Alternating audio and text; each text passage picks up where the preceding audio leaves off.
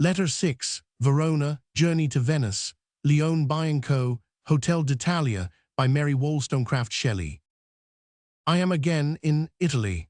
The earth is teeming with the wealth of September, the richest month of the year. Harvest of the Indian corn has begun. The grapes are hanging in rich ripening clusters from the vines, festooned from tree to tree. A genial atmosphere mantles the earth and quickens a sense of delight in our hearts. The road lies through a richly cultivated country. The immense plain around us is bounded to the north by the mountains of the Tyrol, amongst which we seem to have lost ourselves for an age. So refreshing, so new, so enchanting is the wide expanse of fertile Lombardy, opening before our eyes. A sad disaster happened on our arrival at Verona.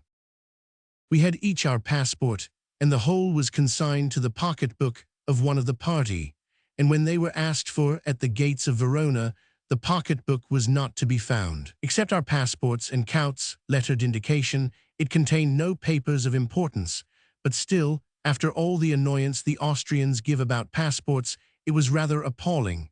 Nothing could be done. It was remembered that when bathing, the pocketbook was safe. It must have been lost since. We were allowed to go on to the inn, and time would show the result. The Grand Perigee is one of the most comfortable hotels I was ever at. It has the air of a palace, as doubtless it once was. The same evening, by the light of the clear full moon, my companions rambled about the town and entered the amphitheater, which is used as a circus, and horsemanship was going on, and music filled the air. There was something startling in finding the building of ancient days used for its original purpose, the seats occupied by numerous spectators. The partial moonlight veiled with some mystery what the garish sun had disclosed as below Roman dignity in the assemblage. You know the charm of these Lombard cities. Built by a prosperous people, they have a princely and magnificent appearance. Their grandeur is what grandeur ought to be, not gloomy and menacing, but cheerful and inspiriting. The cities look built by a happy people in which to be happy, by a noble and rich people, whose tastes were dignified and whose habits of life were generous. We were promised a paper that would give us free course to Venice, for our consul was at that city, and we were to be transferred to him, and meanwhile our loss was made known in the country about. But though the paper was promised, one or another of my friends was employed the whole morning in getting it properly signed. These delays were vexatious, more from the uncertainty that hung about the whole transaction, which kept us in attendance and perplexity. There was no help. We rambled to the garden, or walled podere, in which there is an open fosse, and an old sort of sarcophagus, which they show as Juliet's tomb. That Juliet lived and died, as Baldelli recounts, there can be little doubt, but it is not likely that this was the tomb of the Capulets. Still such a scene, a garden with its high antique walls, its Italian vegetation, and the blue sky cloudless above, was a scene familiar to Juliet, and her spirit might hover here, even if her fair form was sepulchred elsewhere. It was a long walk thence to the tombs of the Scaliger's, the most fairy architecture, not dark and Gothic, nor immured within the walls of a church.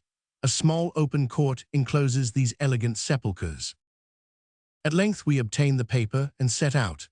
We had engaged a vetturino for Venice. Some hope had we that the railroad might be open from Padua to Mestre. If not, we were to be taken to Fusina, sleeping at Vicenza in our way. The charm of autumnal vegetation in a rich vine country adorned the road, and a distant view of the Alps bounded the scene. We arrived at Vicenza at 11 o'clock, by a bright moonlight. I was sorry to see no more of these Palladian palaces than the glimpses we caught from our carriage windows. Architecture shows to peculiar advantage by the silver radiance of a full moon. Its partial white light throws portions into strong relief, and the polished marble reflects its, so to speak, icy radiance. We found, on our arrival at Padua, that the railroad was not open, so we proceeded along the banks of the Brenta to Venice. Many a scene, which I have since visited and admired, has faded in my mind, as a painting in the diorama melts away and another struggles into the changing canvas. But this road was as distinct in my mind as if traversed yesterday. I will not here dwell on the sad circumstances that clouded my first visit to Venice. Death hovered over the scene. Gathered into myself, with my mind's eye, I saw those before me long departed, and I was agitated again by emotions, by passions, and those the deepest a woman's heart can harbor, a dread to see her child even at that instant expire, which then occupied me. It is a strange, but to any person who has suffered, a familiar circumstance, that those who are enduring mental or corporeal agony are strangely alive to immediate external objects, and their imagination even exercises its wild power over them. Shakespeare knew this, and the passionate grief of Queen Constance thence is endued with fearful reality. Wordsworth, as many years ago I remember hearing Coleridge remark, illustrates the same fact when he makes an insane and afflicted mother exclaim.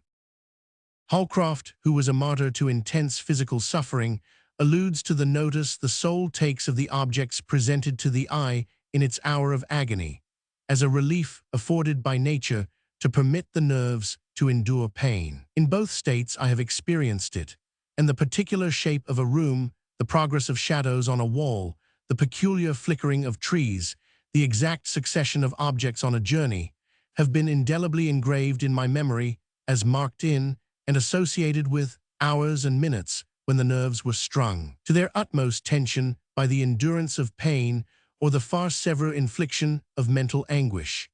Thus the banks of the Brenta presented to me a moving scene, not a palace, not a tree of which I did not recognize as marked and recorded at a moment when life and death hung upon our speedy arrival at Venice. And at Fusina, as then, I now beheld the domes and towers of the Queen of Ocean arise from the waves with a majesty unrivaled upon earth. We were hailed by a storm of gondolieri. Their vociferations were something indescribable, so loud, so vehement, so reiterated, till we had chosen our boat, and then all subsided into instant calm. I confess that on this, my second entrance into Venice, the dilapidated appearance of the palaces, their weather-worn and neglected appearance, struck me forcibly and diminished the beauty of the city in my eyes. We proceeded at once to the Leone Bianco on the Canal Grand. They asked a very high price for their rooms, which rendered us eager, as we intended to remain here a month, to make immediate arrangements for removing elsewhere. Our first act was to send our letters of introduction, the second, for two of us to go out to look for lodgings.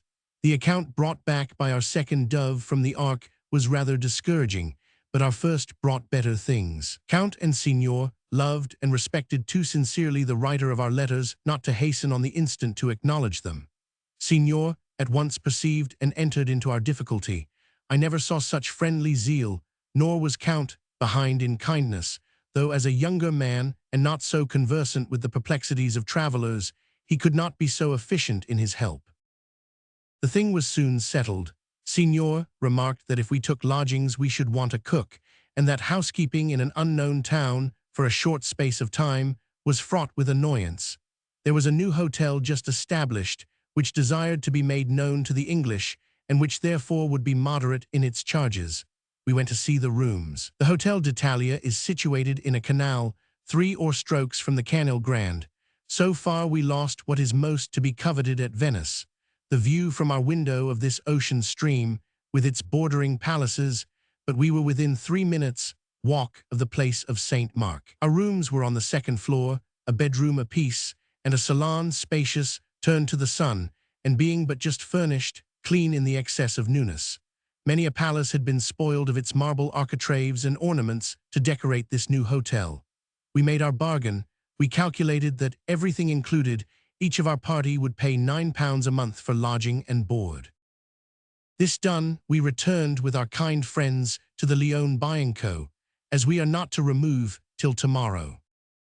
Evening has come, and the moon, so often friendly to me, now at its full, rises over the city.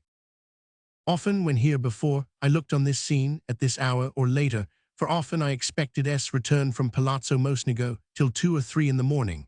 I watched the glancing of the oars of the gondolas, and heard the far song, and saw the palaces sleeping in the light of the moon, which veils by its deep shadows all that grieved the eye and heart in the decaying palaces of Venice.